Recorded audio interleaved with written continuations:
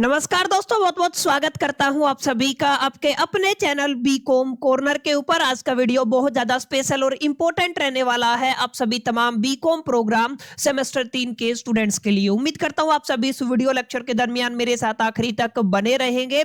और हाँ, कंटेंट अगर आपको यूजफुल लगता है, हेल्पफुल लगता है, तो इस वीडियो को लाइक करके अपने तमाम दोस्तों के साथ शेयर जरूर करेंगे। बहरहाल विदाउट वेस्टिंग टाइम चलिए शुरू करते हैं। माय डियर फ्रेंड्स, आज की वीडियो के अंदर हम लोग बिजनेस स्टैटिस्टिक्स की यूनिट 1 का एक इंपॉर्टेंट चैप्टर डिस्कशन करने जा रहे हैं, जिस चैप्टर का टाइटल है डिस्पर्जन। छोटा सा चैप्टर है, कुछ बेसिक फॉर्मूले हैं जिनकी अगर आपको एक अंडरस्टैंडिंग हो जाती है, कुछ फंडामेंटल कॉन्सेप्ट है जिनको अगर आप लोग एक बार अंडरस्टैंड कर लेते हैं, तो डेफिनेटली आप अपने फाइनल एग्जामिनेशन में आने वाले तमाम जितने भी क्वेश्चन हैं उनको इजीली टैकल कर पाएंगे। उम्मीद करता हूं इस छोटे से लेक्चर के दरमियान जो जो फॉर्मूले मैं आप सभी को प्रोवाइड करने वाला हूं, जो जो डेफिनेशंस मैं आप सभी को समझाने वाला हूं और इंप्लीमेंटेशन ऑफ फॉर्मूला समझाने वाला हूं, तमाम चीजों को आप अपनी कंसीडरेशन में ला करके और डेफिनेटली अपनी किताब के सवालों को जरूर प्रैक्टिस करेंगे। बहरहाल अब चलिए क्लास में चलते हैं और समझने की कोशिश करते हैं एग्जैक्टली क्या कुछ हमें यहाँ पे देखने को मिलता है। देखिए माय डियर फ्रेंड, जब भी आप लोग बात डिस्पर्जन की करते हैं तो कुछ बुनियादी बातें आपको समझना जरूरी है। सबसे पहले तो ये जो शब्द है डिस्पर्जन, इस डिस्पर्जन का मीनिंग क्या होता है?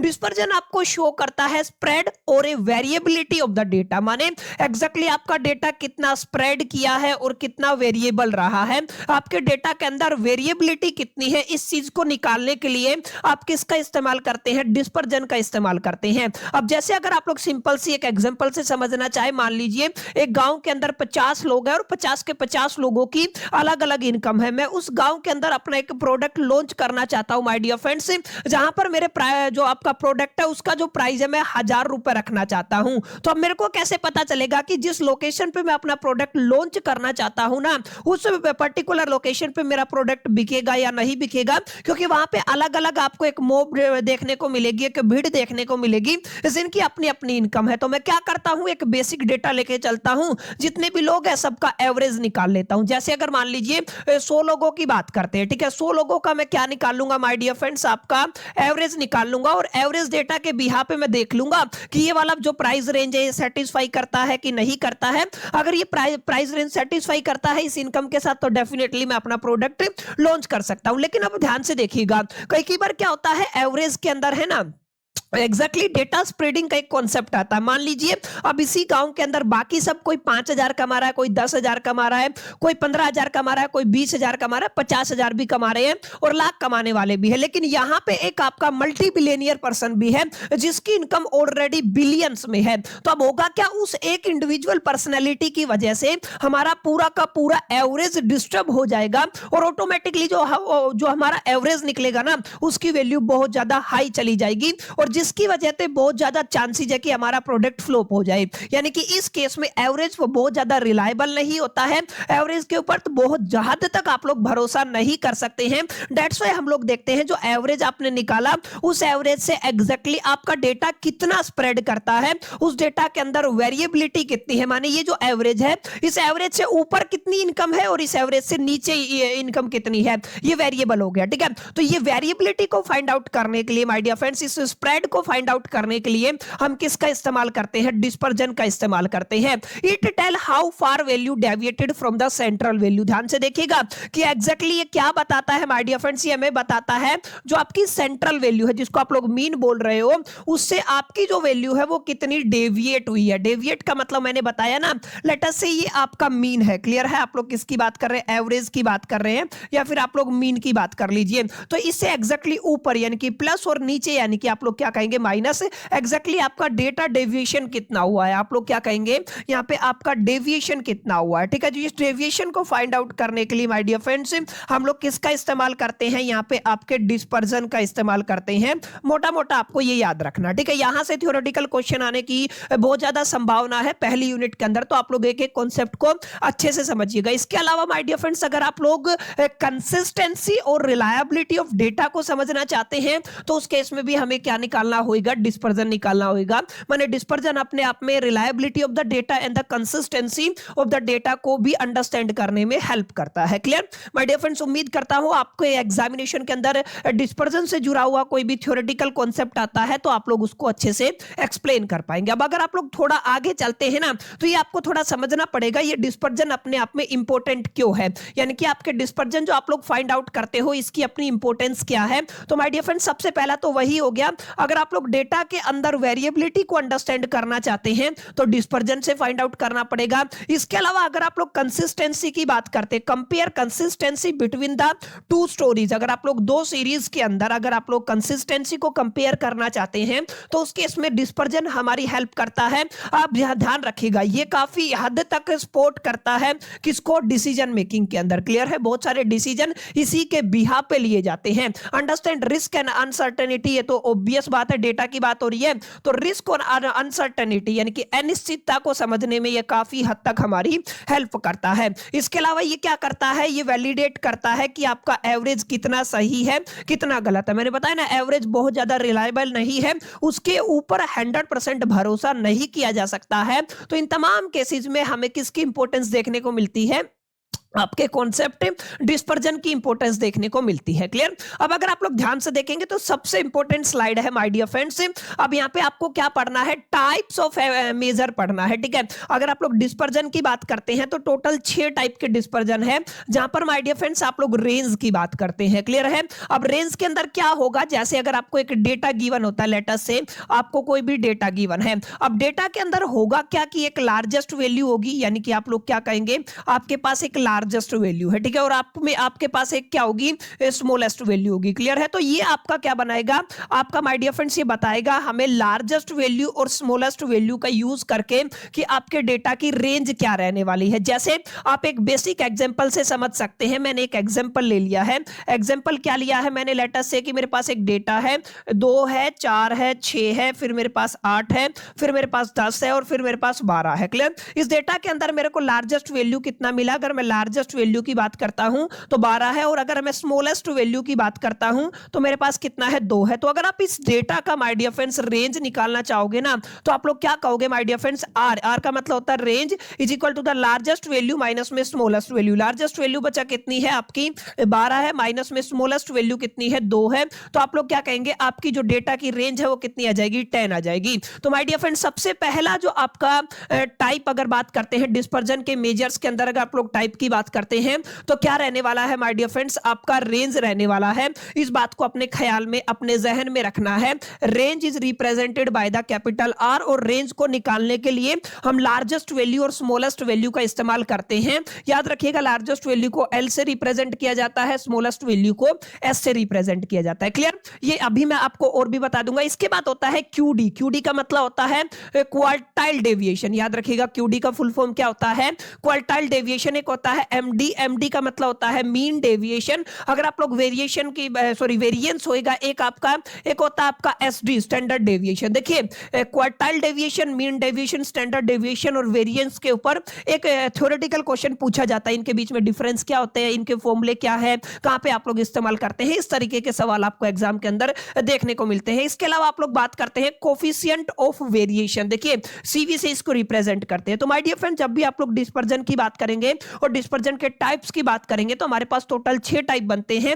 रेंज आ गया, क्वार्टाइल डेविएशन आ गया, मीन डेविएशन आ गया, वेरिएंस आ गया, स्टैंडर्ड डेविएशन आ गया और कोफिशिएंट ऑफ वेरिएशन आ गया। क्लियर है, इन 6 पैरामीटर के ऊपर एक सवाल आपको देखने को मिलेगा और यहां पे कोई रॉकेट साइंस नहीं है माय डियर फ्रेंड्स। केवल अगर आपने इतना समझ लिया ना कि ये आपका कॉन्सेप्ट है, जैसे मीन डेविएशन, इसका फॉर्मूला क्या है, किन किन चीजों की जरूरत है, कैसे इंप्लीमेंट करना, बस इतना आ गया तो क्वेश्चन आपके सामने होगा, आप आराम से उसको टैकल कर पाएंगे। लास्ट में एक वीडियो डालने वाला हूं, आपको ज्यादा परेशान होने की जरूरत नहीं है। अब आप लोग भी समझा करें क्योंकि इस टाइम हमारे पास भी बहुत ज्यादा प्रेशर है और हमारे पास 3-3 सेमेस्टर मैनेज करने हैं, इसके अलावा और भी टास्क होते हैं। तो हो आपको टाइम पे मिलेगा कंटेंट, लेकिन आप थोड़ा सा पैनिक ना हो, बस इस चीज का थोड़ा ख्याल रखें। और लास्ट में जो वीडियो आएगा ना वो सबसे ज्यादा इंपॉर्टेंट रहने रहने वाला है जिसके अंदर से 85 to 90% पेपर आपका मैच रहने वाला है, इतना मैं श्योरिटी आपको दे सकता हूं। लेकिन वो चीजें आप लोग देखेंगे कि उसके लिए आपको एक बेसिक और बुनियादी अंडरस्टैंडिंग होना जरूरी है, जो इस तरीके के लेक्चर से आपको मिल जाएगी। यानी कि ये सारी चीजों की मालूमात अगर आपको हासिल होगी ना,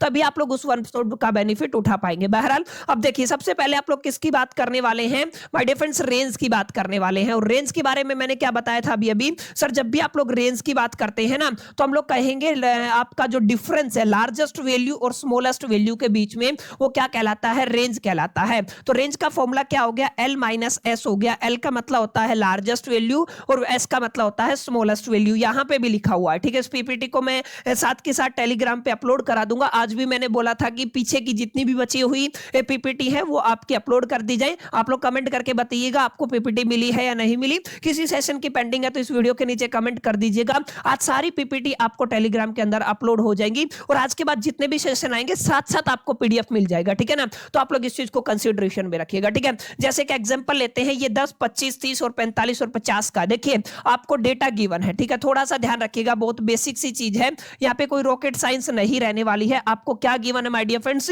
डेटा गिवन है। सबसे पहले आपको 10 गिवन है, फिर आपका 25 गिवन है, फिर आपका 30 गिवन है और फिर आपका 45 गिवन है और फिर आपका 50 गिवन है, ठीक है। अब यहाँ पे स्मॉलेस्ट वैल्यू की बात करते हैं तो माय डियर फ्रेंड्स 10 है। अगर आप लोग लार्जेस्ट वैल्यू की बात करते हैं माय डियर फ्रेंड्स आपका 50 है। इन दोनों का डिफरेंस रेंज होता है, माने लार्जेस्ट वैल्यू माइनस में स्मॉलेस्ट वैल्यू, यानी कि R is equal to range is equal to largest कितनी है 50 है, स्मॉलेस्ट कितनी है आपकी 10 है। तो रेंज कितना हो जाएगा माय डियर फ्रेंड्स आपका 40 हो जाएगा। बस इससे ज्यादा आपको कुछ समझने की भी जरूरत नहीं है, इतना ही है। रेंज से रिलेटेड क्वेश्चन आएगा, लार्जेस्ट वैल्यू देख लो, स्मॉलेस्ट वैल्यू देख लो और बस उसके अंदर से क्या कर दो, माइनस कर दो, दैट्स इट। इससे बाहर माय डियर फ्रेंड्स आपको जाने की जरूरत नहीं है। समझ में आया?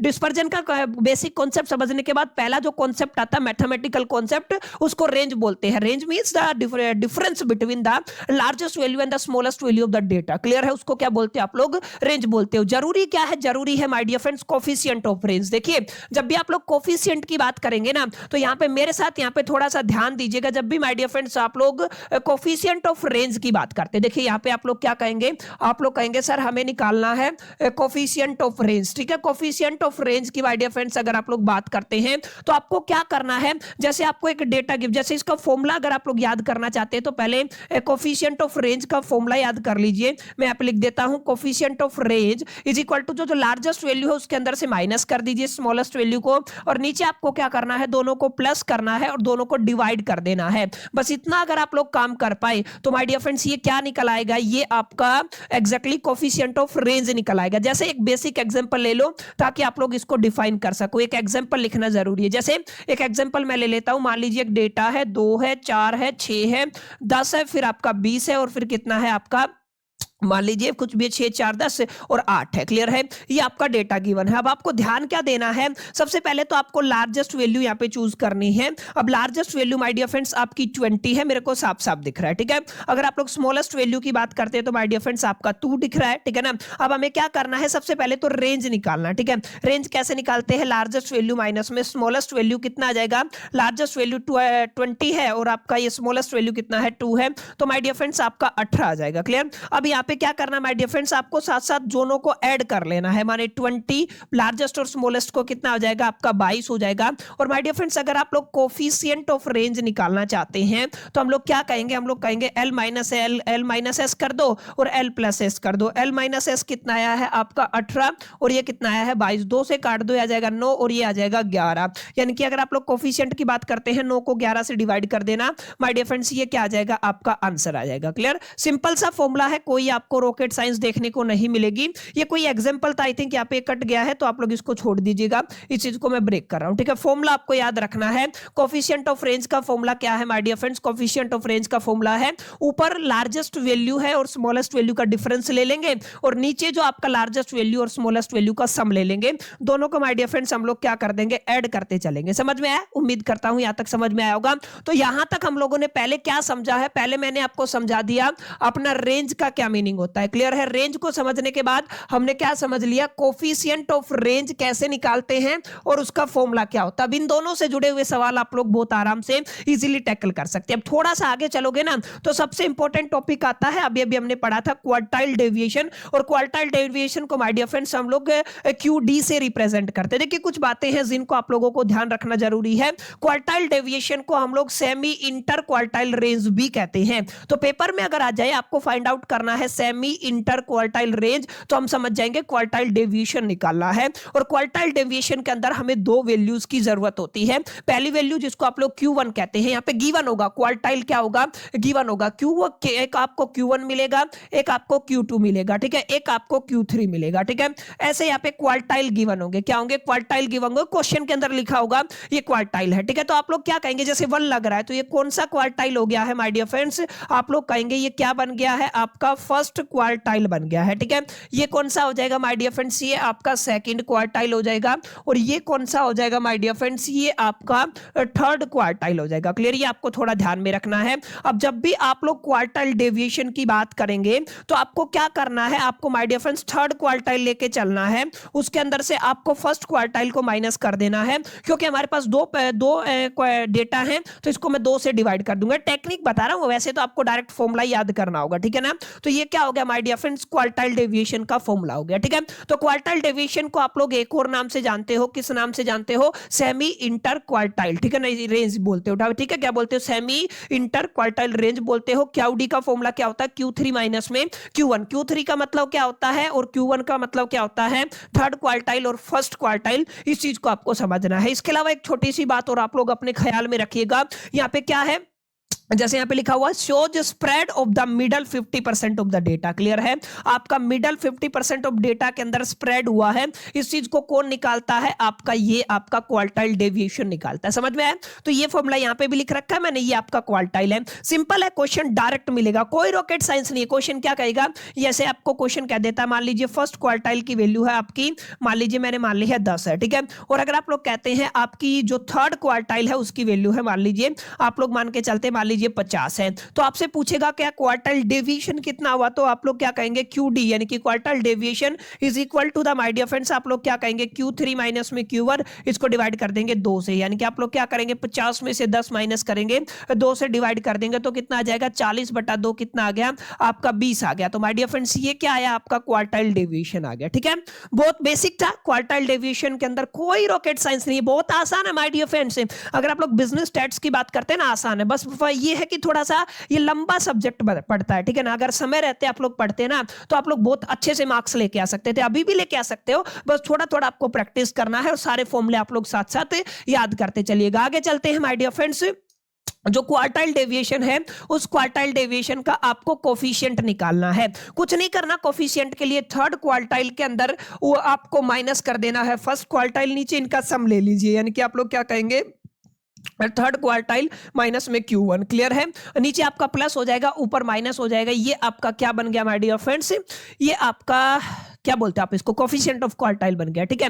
यहाँ पे भी लिखा हुआ है, अगर आप लोग कोफिशिएंट ऑफ क्वार्टाइल डेविएशन निकालना चाहते हैं तो Q3 माइनस Q1 करेंगे, अपॉन में Q3 प्लस में Q1 करेंगे, डेट्स इट। जैसे एक डेटा गिवन है, आपको Q1 की वैल्यू गिवन है 15 है और Q3 की वैल्यू गिवन है 35 है। सबसे पहले आप लोग समझिए, अगर मैं क्वार्टाइल डेविएशन निकालना चाहता हूं, Q1 की वैल्यू कितनी है, Q1 की वैल्यू 15 गिवन है, और अगर आप लोग Q3 की वैल्यू की बात करते हैं तो 35 गिवन है। तो सबसे पहले तो हम लोग इसका मान लीजिए क्वार्टाइल डेविएशन निकाले, तो क्वार्टाइल डेविएशन का फॉर्मूला क्या होता है, Q3 माइनस में Q1 हो जाएगा, अपॉन में 2 हो जाएगा, Q3 कितना है 35, अपॉन में 15 हो जाएगा 35, और इसको कितने से डिवाइड करना है, 2 से। इसका मतलब क्या हो गया, 35 में से 15 देखिए 5 गया तो 30, और 20/2 कितना हो जाएगा 10, यानी कि क्वार्टाइल डेविएशन कितना आ गया, आपका 10 आ गया, ठीक है।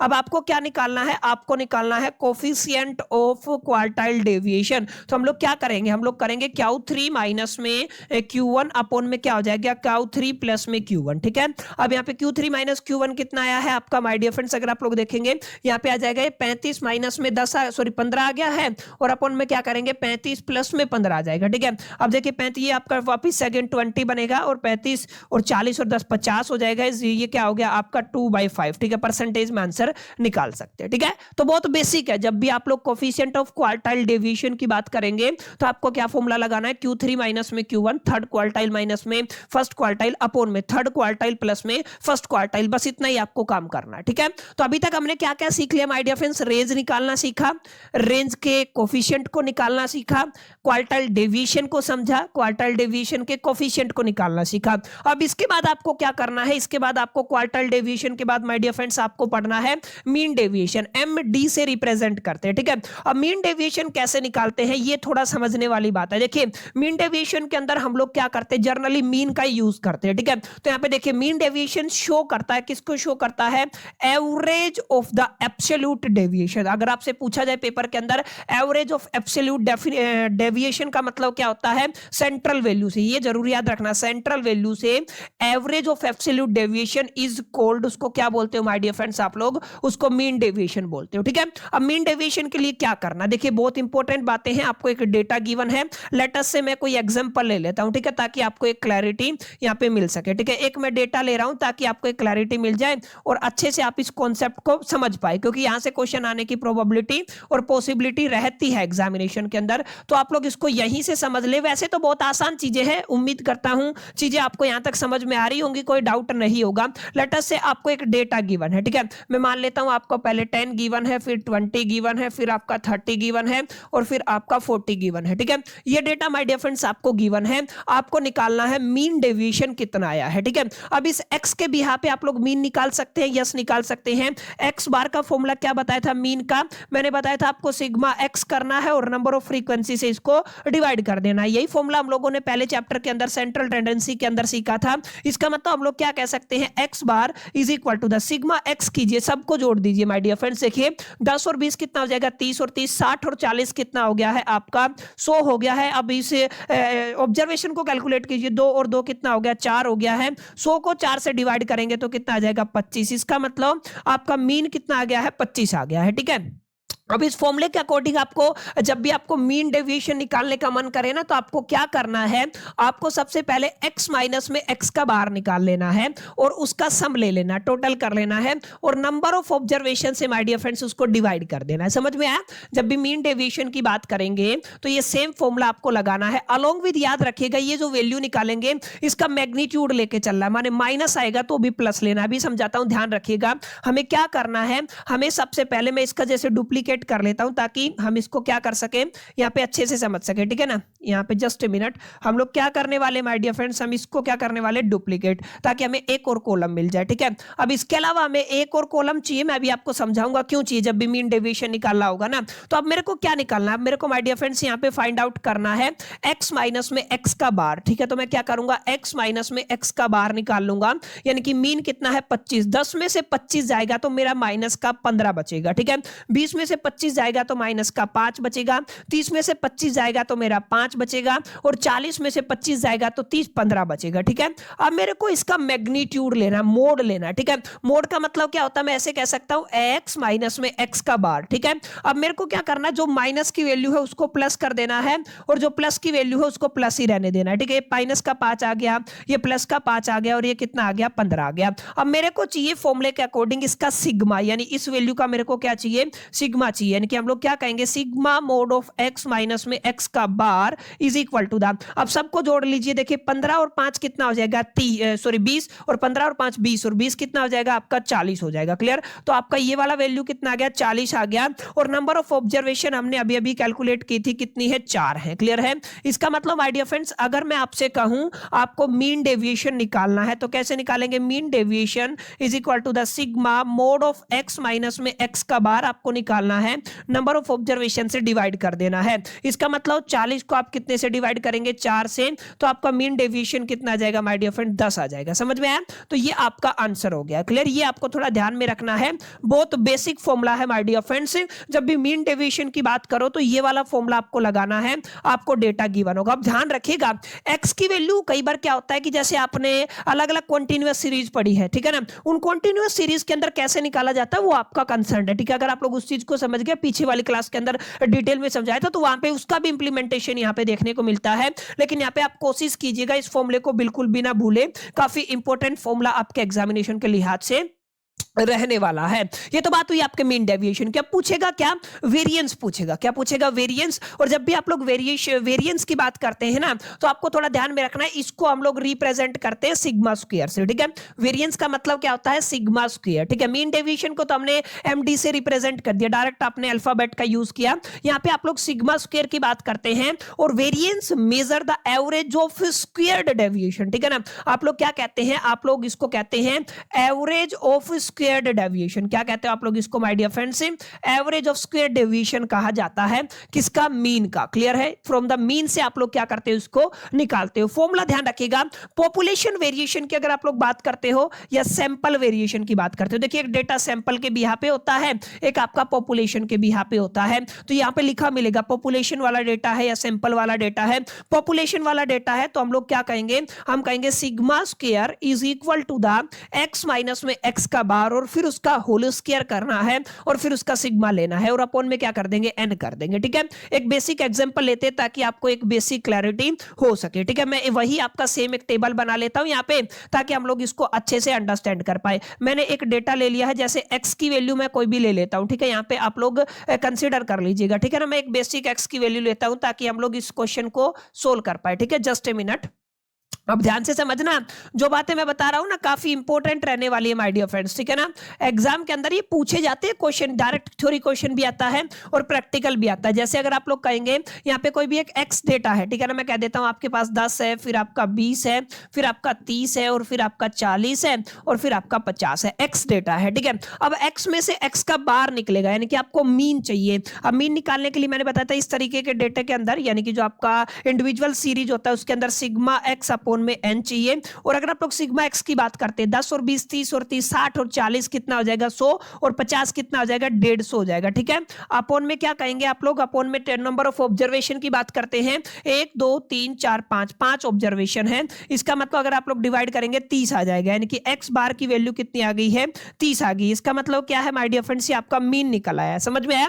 अब मेरे को क्या करना है? एक्स में से एक्स बार को माइनस करना है। अगर मैं एक्स में से एक्स बार को माइनस करता हूं तो माय डियर फ्रेंड्स मेरे को एक वैल्यू मिलेगी। क्लियर है? अगर आप लोग ध्यान देंगे तो एक्स में से अगर मैं एक्स बार को क्या करता हूं? माइनस करता हूं तो मेरे को एक वैल्यू मिलेगी। अब ध्यान से समझिएगा इस बात को जो मैं आपको समझा रहा हूं। यहाँ पे आपका अलग से कॉलम बनेगा, ठीक है। अब माइनस कीजिए, आपका 30 है, 10 में से 30 जाएगा तो माय डियर फ्रेंड्स कितना बचेगा? माइनस का 20 बचेगा। 20 में से 20 जाएगा, तो 20 में से 30 जाएगा तो माइनस का 10 और 30 में से 30 जाएगा तो आपका कितना बचेगा? 0 बचेगा। 40 में से 30 जाएगा तो आपका 10 बचेगा। 50 में से 30 जाएगा तो आपका 20 बचेगा। अब करना क्या है? फॉर्मूले के अकॉर्डिंग इसका स्क्वायर निकालना है, माने जो ये वैल्यू आया है x माइनस में x का जो बार आया है इसका आपको स्क्वायर लेना, ठीक है। अब अगर 20 का स्क्वायर लेते हो 40 माइनस माइनस कितना हो जाएगा? प्लस 400 हो गया। 10 का कितना हो जाएगा? 100 माइनस माइनस क्या हो जाएगा? प्लस हो जाएगा। 0 का कितना रहेगा? 0। 10 का कितना हो जाएगा? 100 हो जाएगा और 20 का कितना हो जाएगा? आपका 400 हो जाएगा। समझ में आई इतनी बात? अब हमें इसका करना है सिग्मा। क्या करना है? सिग्मा। तो कैसे करेंगे सर? सिग्मा हमें लेना है x माइनस में x के बार का होल स्क्वायर। अगर आप लोग करेंगे तो ऐड कर दीजिए, देखो 400 और 100 500, 400 और 100 500, इसका वैल्यू कितना आ गया? आपका 1000 आ गया है। क्लियर? टोटल ऑब्जर्वेशन 1 2 3 4 5 है, यानी कि n की वैल्यू कितनी आ गई है? आपकी 5 आ गई है, ठीक है। अब यहाँ पे करना क्या है माय डियर फ्रेंड्स? आपको ध्यान रखना है, अगर आप लोग पॉपुलेशन वेरिएशन वाला फॉर्मूला लगाते हैं, वेरिएशन यानी कि sigma square is equal to the आप लोग क्या कहते हैं? सिग्मा एक्स माइनस में एक्स बार का होल स्क्वायर अपॉन में कितना आ जाएगा आपका n हो जाएगा। क्लियर? ये कितना है आपका 1000 आप लोगों ने लिया था, अपॉन में n की वैल्यू कितनी है माय डियर फ्रेंड्स 5 है, इसको डिवाइड कर देंगे, ये आपका आ जाएगा 200। क्लियर? कितना आ गया आपका 200, यानी कि सिग्मा स्क्वायर वेरिएंस की वैल्यू कितनी आ गई आपकी 200 आ गई है, ध्यान रखना। अब एक चीज आप याद रखिएगा, अगर आप लोग सैंपल वेरिएशन की बात करते हैं, जैसे ये तो आपका पॉपुलेशन वेरिएंस हो गया, ठीक है, सैंपल वेरिएंस की बात करते हैं, सैंपल वेरिएंस के अंदर केवल जहां पे आप number of observation capital N लेते हैं ना, यहाँ पे आप लोग स्मॉल एन माइनस में 1 लेंगे और रिप्रेजेंटेशन यहाँ पे आप लोग सिग्मा स्क्वायर की जगह क्या कर देंगे, एस स्क्वायर कर देंगे। ठीक है, ये किसकी बात हुई माय डियर फ्रेंड्स, आपके वेरिएंस की बात हुई। समझ में आया वेरिएंस कैसे निकालना है? बहुत बेसिक तरीके से माय डियर फ्रेंड्स यहाँ पे आप लोग वेरिएंस निकाल सकते हैं। आपने क्वार्टाइल डेविएशन आप सभी ने पढ़ लिया, आप सभी ने मीन डेविएशन पढ़ लिया, कोफिशिएंट ऑफ क्वार्टाइल डेविएशन पढ़ लिया, आप सभी ने रेंज पढ़ा और रेंज का कोफिशिएंट पढ़ा। उम्मीद करता हूं माय डियर फ्रेंड्स यहां तक आपको चीजें अच्छे से समझ में आ गई होंगी। फॉर्मूले का इंप्लीमेंटेशन आ गया होगा, फॉर्मूले के अंदर जो भी डेटा गिवन होता है, जो भी चीजें हमें निकालनी होती है वो सारी समझ में आ गई होंगी। अब थोड़ा आगे बढ़ते हैं, अब हम एसडी की बात करते हैं, स्टैंडर्ड डेविएशन की। पेपर में थ्योरी भी आती है, इसलिए इसकी थ्योरी भी मैंने साथ साथ मेंशन की, सभी की थ्योरी साथ साथ मेंशन की है। इसको कहते हैं square root of variance. Variance जो आपने निकाला है उसका square root my dear friends क्या कहलाता है, वो आपका स्टैंडर्ड डेविएशन कहलाता है। अभी आपने वेरिएंस की बात की, वेरिएंस क्या होता है my dear friends, variance is equal to the sigma square. ठीक है ना, अब मेरे को क्या निकालना है, मेरे को निकालना माय डियर फ्रेंड्स आपका स्टैंडर्ड डेविएशन एसडी निकालना है। तो माय डियर फ्रेंड्स ये आपका स्क्वायर रूट होगा इसका सिग्मा स्क्वायर का। ठीक है ना, यानी कि वेरिएंस था और इसका क्या कर दिया, स्क्वायर रूट कर दिया, स्क्वायर से रूट कैंसिल हो जाएगा, स्टैंडर्ड डेविएशन क्या आ गया, केवल आपको क्या निकालना है, आपको ये आपका सिग्मा निकालना है, यानी कि सिग्मा से किसको रिप्रेजेंट करते हैं, स्टैंडर्ड डेविएशन को रिप्रेजेंट करते हैं। समझ में आई इतनी मेरी बात? आई होप कितनी बातें आपको क्लियर रही होंगी। यानी कि आप लोग क्या कह सकते हैं, अब सिग्मा स्क्वायर का फॉर्मूला आप सभी ने, यानी कि standard deviation is equal to the, note कीजिएगा, हमने क्या कहा, under root of sigma square, आप लोग ये कह सकते हैं। और सिग्मा स्क्वायर का फॉर्मूला क्या था, अभी हमने पढ़ा था, सिग्मा हमने कहा था x माइनस में x के बार का होल स्क्वायर हमें लेना है और नंबर ऑफ ऑब्जर्वेशन से हमें डिवाइड कर देना है, अगर आप लोग पॉपुलेशन वेरिएंस की बात करते हैं। ठीक है, तो ये किसका फॉर्मूला बन गया माय डियर फ्रेंड्स, ये आपके स्टैंडर्ड डेविएशन का फॉर्मूला बन गया, ये आपको थोड़ा याद रखना। ठीक है, तो फॉर्मूला क्या बना, ये बना, ध्यान रखिएगा। देखिए अंदर किसकी वैल्यू है, वेरिएंस की है, और वो भी आपका पॉपुलेशन वेरिएंस। ठीक है ना, अंडर रूट कर दिया, तो ये क्या कहलाएगा, स्टैंडर्ड डेविएशन कहलाएगा। अब ध्यान रखिएगा इसका यूज हम लोग कहां पे करते हैं, डिस्पर्जन को फाइंड आउट करने के लिए मेजरली हम लोग क्या करते हैं, स्टैंडर्ड डेविएशन का यूज करते हैं। Show how much value deviated from the mean, mean से एग्जैक्टली कितनी वैल्यू डेविएट हुई है। ठीक है ना, एग्जैक्टली कितनी वैल्यू डेविएट हुई है, उसको क्या बोलते हो माय डियर फ्रेंड्स, उसको आप लोग यहाँ पे निकालने के लिए किसका इस्तेमाल करते हो, आप लोग स्टैंडर्ड डेविएशन का इस्तेमाल करते हो। अच्छा, एक चीज और आप याद रखिएगा, यहाँ पे क्या करना है आपको, मीन अगर आप लोग नहीं, अच्छा ये सेम ही बात है, ये क्या है आपकी सेम ही बात है, कंफ्यूज नहीं होना, ये वाला फॉर्मूला लगा दो, चाहे ये वाला फॉर्मूला लगा दो। अगर आप लोग समझना चाहे तो एक बार इसको समझ भी सकते हैं, कुछ नहीं है ये। अगर आप लोग ये देखिए, अगर आप इस वैल्यू की बात करते हैं, ये वाली वैल्यू है, ये क्या होती है, ये मीन होती है, ये तो आपकी मीन होती है ना, मीन निकालना मैंने आपको बताया था एक्स का बार। ठीक है ना, ये मीन हो गया। अब करना क्या है, आपको पहले एक्स का स्क्वायर करना है, इनसे डिवाइड करना है, फिर आपको मीन निकाल के उसका स्क्वायर कर देना है। आप लोग किसी भी मेथड का माय डियर फ्रेंड्स इस्तेमाल कर सकते हैं, that's completely depending upon you. ठीक है, जो वैल्यू आएगा ना वो उसका स्क्वायर रूट ले लीजिए, यानी वेरिएंस निकाला। लेट अस से एक क्वेश्चन आपने लिया, ठीक है ना, लेट अस से मैंने एक एग्जांपल ले लिया है जिसका variance my dear friend sigma square मेरे पास कितना आया है, 100 आया है। तो अगर मैं इसका अंडर रूट ले लूं, इसका क्या ले लूं, अंडर रूट ले लूं, यानी कि आप लोग क्या कहेंगे, आप लोग कहेंगे सिग्मा, अगर मैं कहूं आपका स्टैंडर्ड डेविएशन अगर आपको निकालना है तो sigma is equal to the under root क्या हो जाएगा आपका 100 हो जाएगा। ठीक है, 100 किस क्या होता है, प्लस माइनस कितना हो जाएगा, 10 हो जाएगा। क्लियर, ये आपको थोड़ा ध्यान में रखना। वैसे अगर आप लोग 10 भी लिख देंगे तो गलत नहीं होगा। ठीक है, तो ये कितना हो गया माय डियर फ्रेंड्स, आपका 10 हो गया, सिंपल। तो ये क्या है, आपका स्टैंडर्ड डेविएशन है। स्टैंडर्ड डेविएशन को निकालने के लिए हमें वेरिएंस का इस्तेमाल करना पड़ता है, इस चीज को आपको थोड़ा ध्यान में रखना है। अच्छा, ये सबसे लास्ट एंड फाइनल टॉपिक है और उसका आपका डिस्पर्जन है, वो आपका कंप्लीट हो जाएगा। क्या निकालना है आपको, कोफिशिएंट ऑफ वेरिएशन निकालना। ठीक है, आप लोगों को क्या निकालना है, कोफिशिएंट ऑफ वेरिएशन निकालना है। कोफिशिएंट ऑफ वेरिएशन क्या करता है, रिलेटिव डिस्पर्जन को क्या, देखिए मेजर करता है रिलेटिव डिस्पर्जन को। ठीक है, and is very useful for the comparison, ये किसके लिए बहुत ज्यादा यूजफुल होता है, कंपैरिजन के लिए होता है। ठीक है, इस बात को आपको अपने ख्याल में और अपने जहन में रखना है कि जब भी आप लोग रिलेटिव डिस्पर्जन के कंपैरिजन की बात करेंगे तो हम लोग कोफिशिएंट ऑफ वेरिएंस निकालेंगे। फॉर्मूला क्या है ये थोड़ा समझ लीजिएगा। CV is equal to the sigma. Sigma क्या था माय डियर फ्रेंड्स, ये आपका स्टैंडर्ड डेविएशन था। क्या था आपका स्टैंडर्ड डेविएशन, अभी अभी पढ़ा ना। और उसको आप लोगों ने मीन से डिवाइड करना है, परसेंटेज के लिए 100 से मल्टीप्लाई कर देना है, तो आपका क्या हो जाएगा, कोफिशिएंट ऑफ वेरिएशन आ जाएगा। कोफिशिएंट ऑफ वेरिएशन अगर आप लोग निकालना चाहते हैं तो आप लोग क्या कहेंगे, coefficient of variation is equal to the sigma, यानी कि आपका क्या आ गया, स्टैंडर्ड डेविएशन, उसको डिवाइड करना है मीन से, मल्टीप्लाई कितने से कर देना है, 100 से, ये आपका कोफिशिएंट ऑफ वेरिएंस बन जाएगा। ठीक है, एक चीज आप लोग याद रखिएगा, अगर CV की वैल्यू ज्यादा आती है तो वहां पे ज्यादा वेरिएबिलिटी है, और जहां पे ज्यादा वेरिएबिलिटी होती है वहां पे कंसिस्टेंसी कम होती है, रेसिप्रोकल होता है। और जहां पे लो CV आया वहां पे आपका वेरिएबिलिटी कम होगी, अगर वेरिएबिलिटी कम है तो कंसिस्टेंसी ज्यादा होगी। समझ में आया? दोनों वैल्यूज आप लोग याद रखिएगा, हायर वैल्यू हो तो क्या होगा और लोअर वैल्यू हो तो क्या होगा। समझ में आया? एक एग्जांपल लेते हैं ताकि आपको एक क्लैरिटी हो। मीन दिया हुआ है 50 है, नहीं भी दिया हुआ तो आप लोग निकाल सकते हैं। एक्स का बार कितना दिया हुआ है, 50 दिया हुआ है। स्टैंडर्ड डेविएशन सिग्मा कितना दिया हुआ है, 10 दिया हुआ है। आपको क्या निकालना है, CV निकालना है। ठीक है, कोफिशिएंट ऑफ वेरिएशन, तो आप लोग क्या कहेंगे, सिग्मा कोण में मीन का बार और कितने से मल्टीप्लाई कर देंगे, 100 से, यानी आप लोग क्या कहेंगे, आप लोग कहेंगे 10 डिवाइडेड बाई 50 मल्टीप्लाई में कितना हो जाएगा, 100। 50 दूनी 100 होता है, 10 दूनी 20 होता है। CV कोफिशिएंट ऑफ वेरिएंस हमेशा परसेंटेज में निकलेगा। ठीक है, तो कितना आ गया, क्योंकि हमने 200 से मल्टीप्लाई किया था ना, तो 20% वेरिएबिलिटी है। क्लियर, समझ में आया? तो इस तरीके से माय डियर फ्रेंड्स आप लोग इस चैप्टर को कंप्लीट करते हैं। आपको समझ में आया होगा किस तरीके से फॉर्मूले का इंप्लीमेंटेशन करना है और एग्जैक्टली इस चैप्टर के अंदर आपको क्या क्या चीजें पढ़नी है। अब एक छोटी सी चीज मैं आप सभी के साथ और शेयर करूंगा, ये एडवांटेजेस हैं, ये डिसएडवांटेजेस हैं या लिमिटेशन ऑफ डिस्पर्जन है।